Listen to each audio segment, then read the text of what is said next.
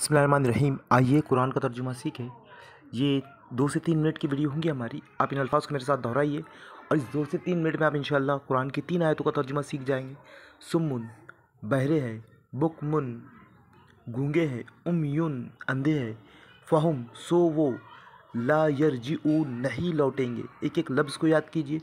सुम्मुन बहरे है, बुकमुन गूंगे हैं, उमयुन अंधे हैं, फ़हुम सो वो, ला यरजिऊन नहीं लौटेंगे।